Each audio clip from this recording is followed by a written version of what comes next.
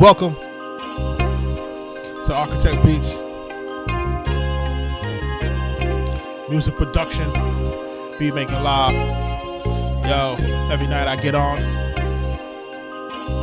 make these beats for y'all. Music production. If it's your first time here, we're multi-platinum producers. Arkatech Beatz. Shout out to my partner, my Trauma D. We're getting started late tonight, man.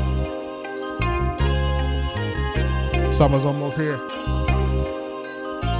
Normally I try to get on between 9 and 10 o'clock. But sometimes it just don't happen. You know what I mean? And tonight's one of those nights. Need you to ride with me on this one.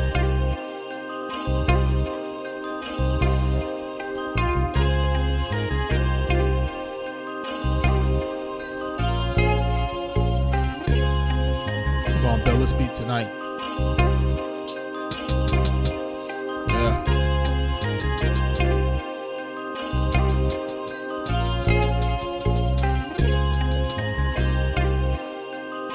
Born ready, I see you. What's up?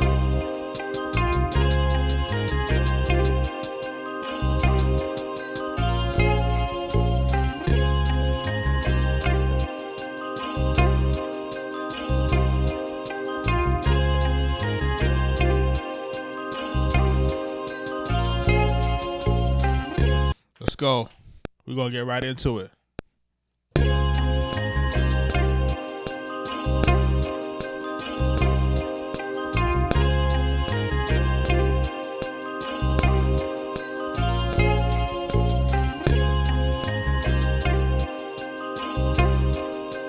Shout out to everybody that's in the live. Make sure y'all liking the live. Make sure y'all sharing the live. It's a Friday night. It's late. Some of y'all are probably in the bed, doom scrolling. Listen, we ain't doing that tonight, man. We're gonna make some beats. And we're gonna answer all questions about the music business tonight, man. Ask me anything. Make sure y'all copping these books. Oh, he working out, Blue. Alright, well, I'm gonna give you something to work out to. Pause. Let's go. Y'all ready? I feel good tonight.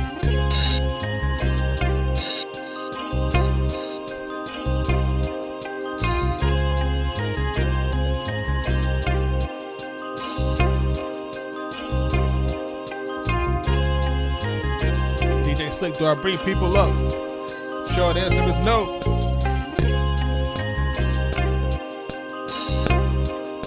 Short answer is no, because people be crazy.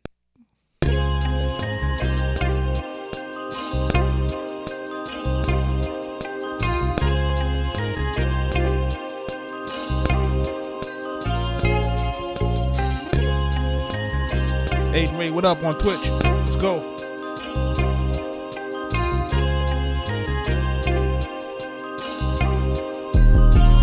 Oh.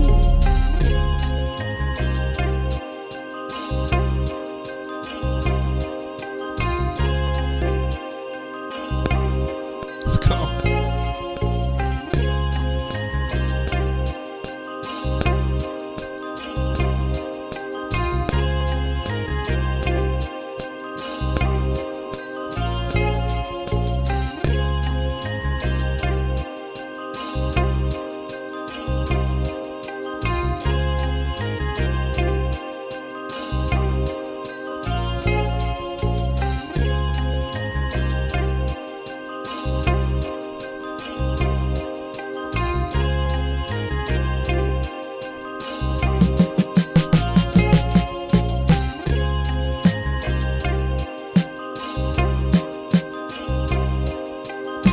My first time here. I'm Juggernaut of Arkatech Beatz, multi-platinum producers, Big Pun Nas, Prodigy of Mob Deep, Raekwon the Chef, Jadakiss, Max B, The Game, Killer Mike, Freddie Gibbs, Saha the Prince, Max B. Why you do that? Let's go.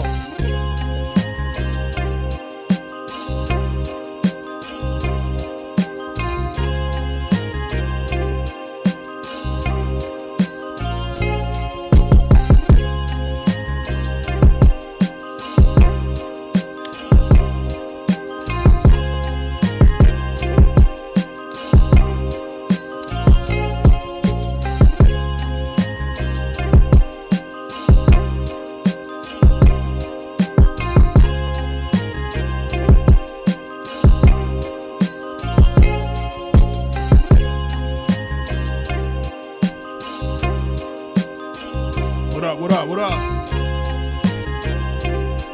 Listen, I'm gonna hold off on these drums until these likes get up, man. Chat, I need y'all in the chat, man. Let's go.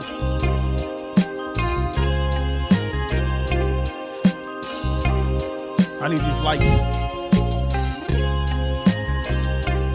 We need 10,000 likes in this one. Let's go.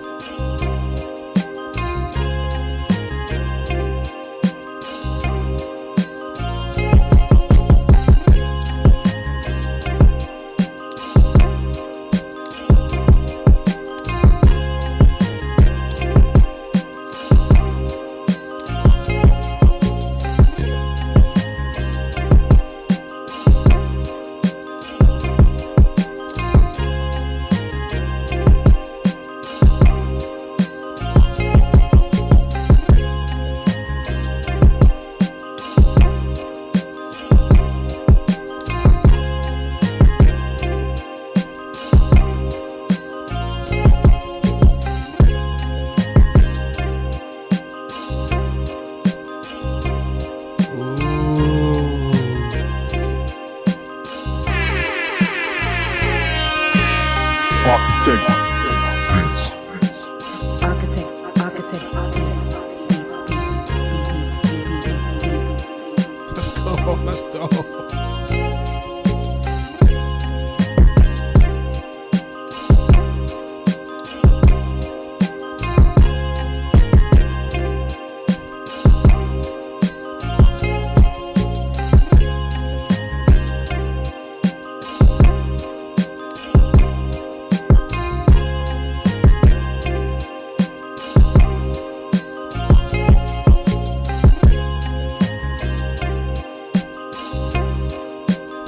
Shout out to everybody that's in the live. It's a Friday night, man. It's late. But I'm feeling the vibe tonight. Let's go.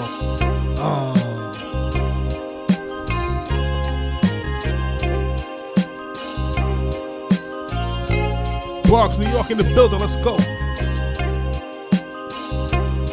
Chat, where you from? Hit it in the chat. Let's go.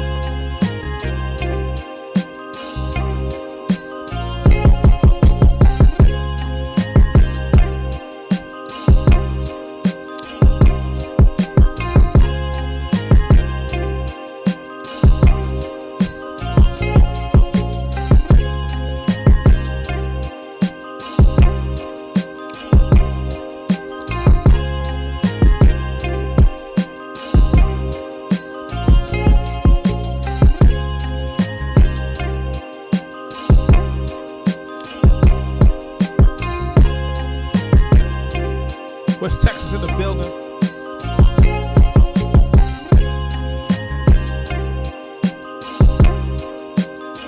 Pennsylvania in the building.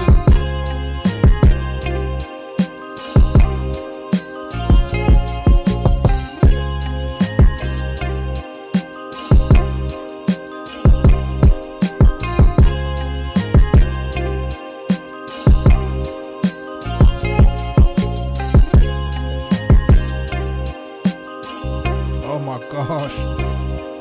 We're about to get crazy in here. Let's go. Ready? Let's go.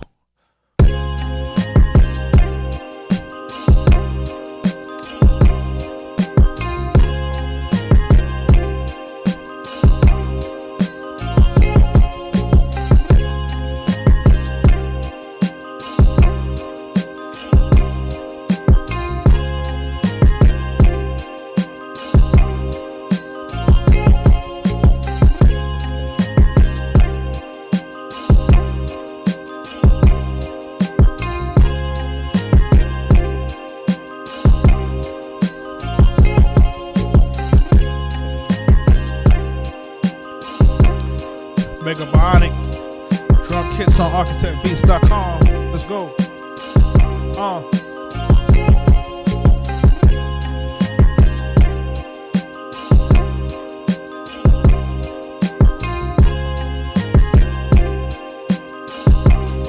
Barrier. Everybody got the loot. But you ain't got the soul like me. Let's go.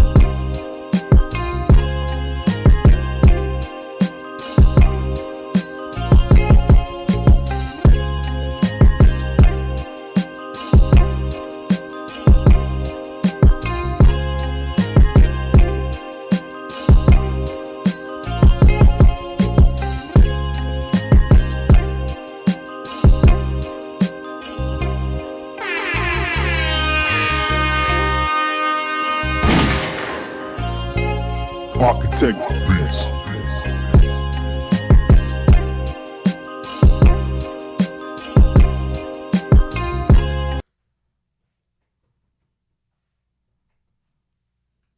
That's ill.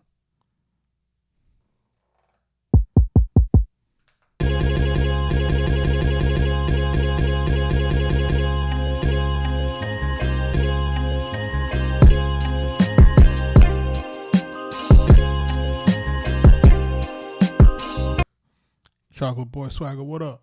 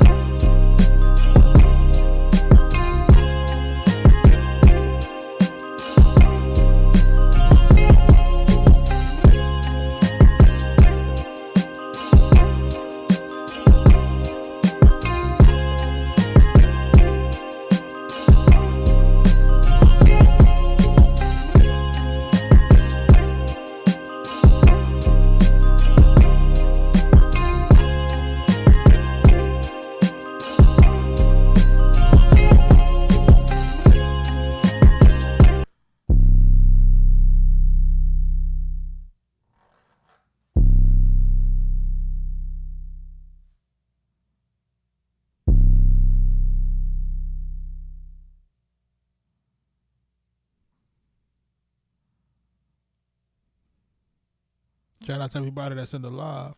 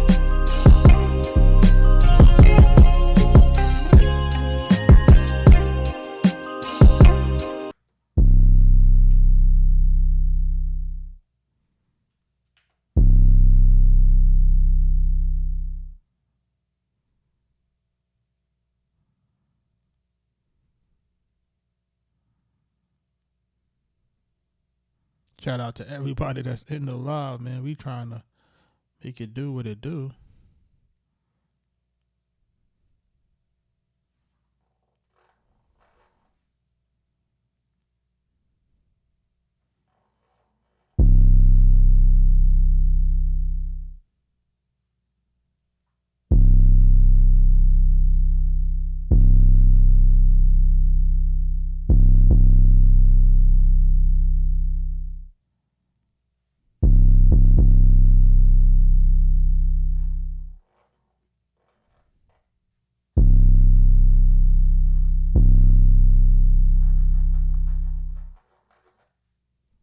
We cooking.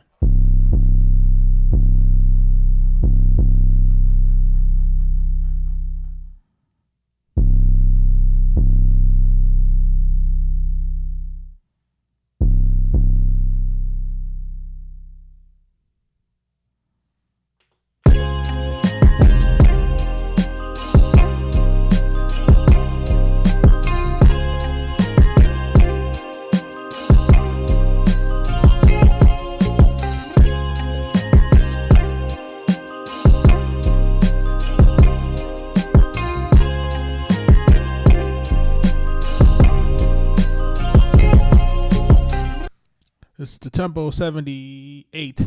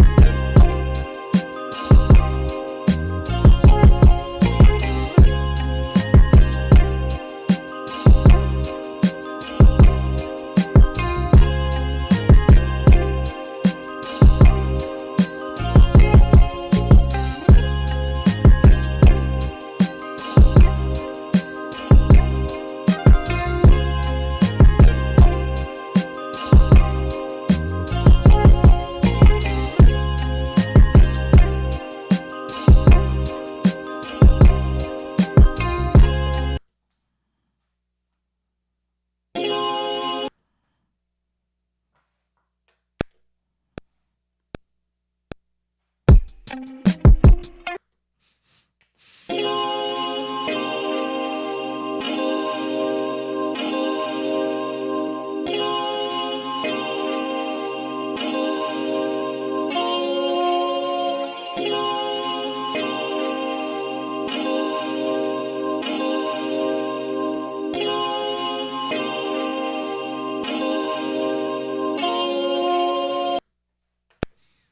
get that in there. Let's go.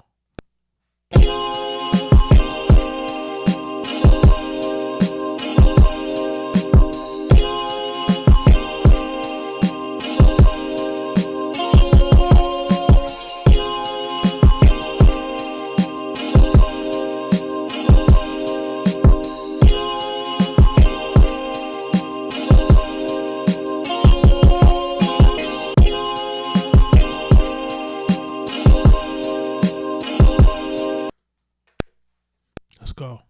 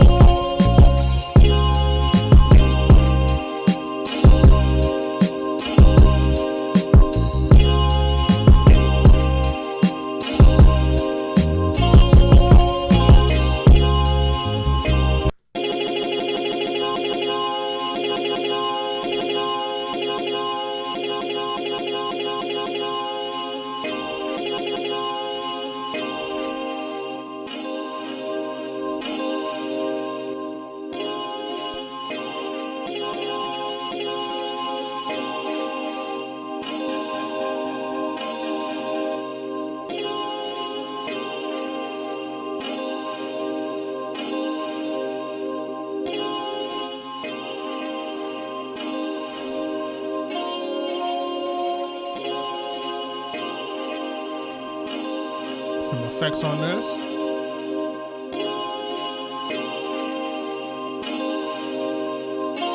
Let's go. Wrong one, wrong one.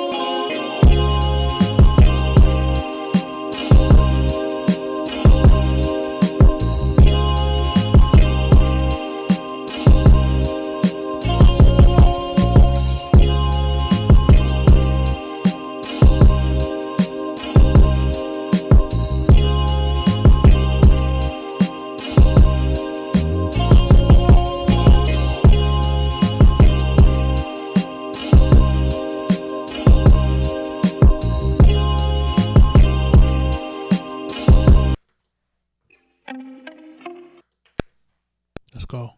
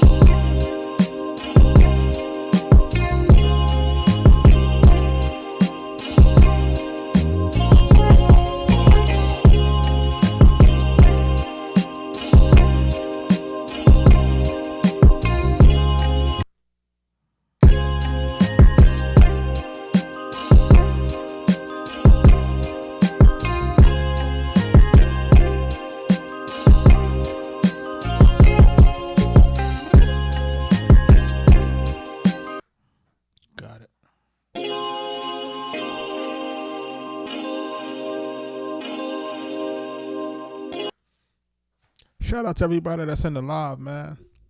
It's a Friday night. I got on mad late. Mad late.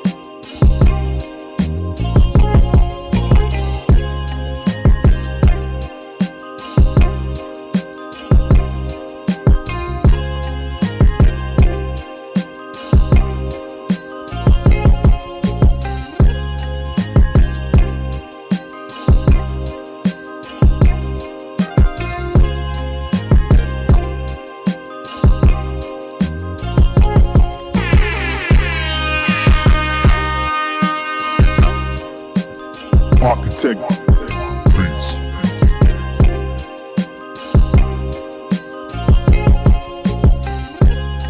Wade, I see you. Let's go.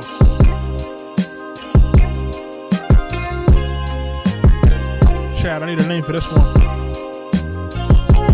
Arkatech Beatz. Arkatech Beatz.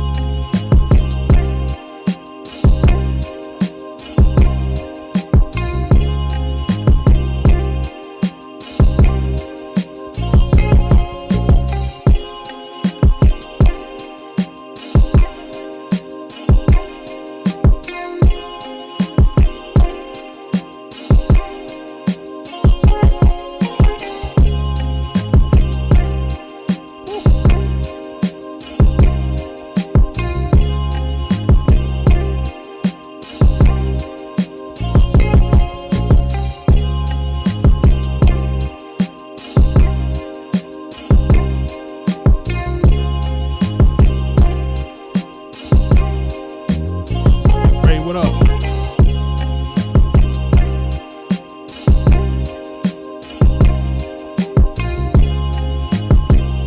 Looking fresh. I like that.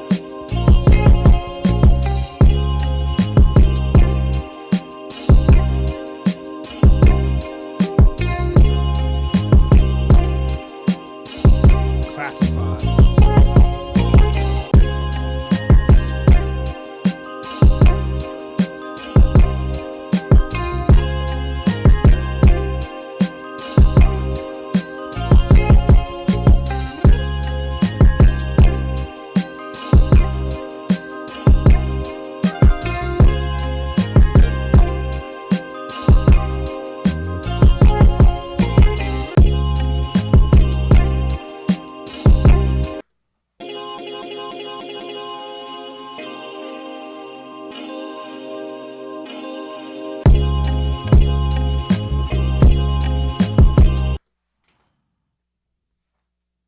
Time code, man. Boy. Time code. Remember that? Time code. We got to put the time code in. It's not linking up to the time code. You didn't get the time code right. Oh my gosh.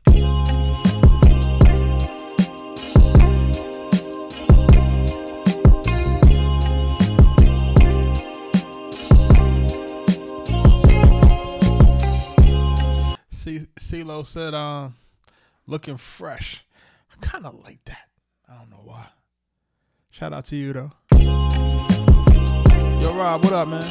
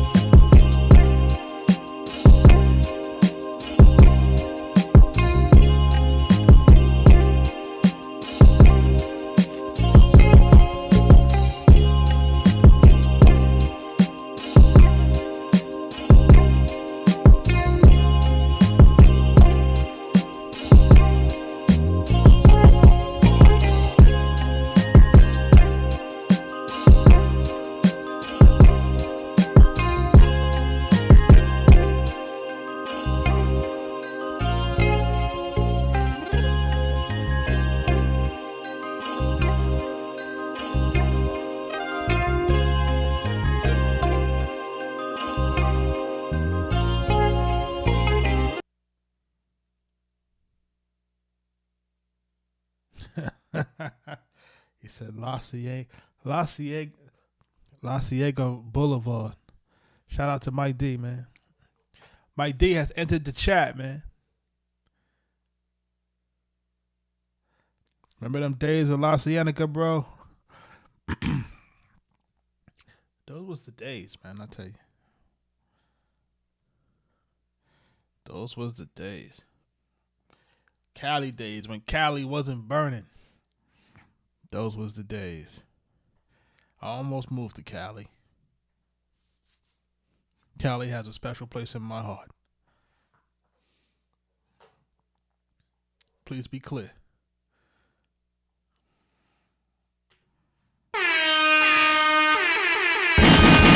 Arkatech Beatz.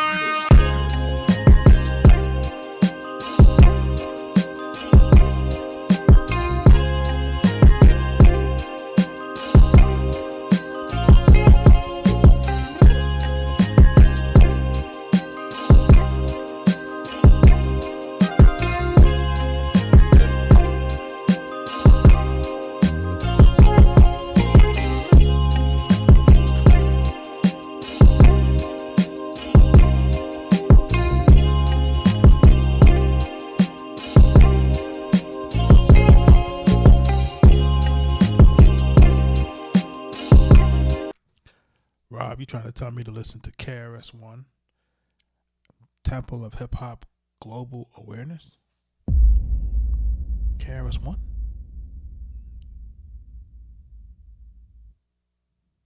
I'll check it out.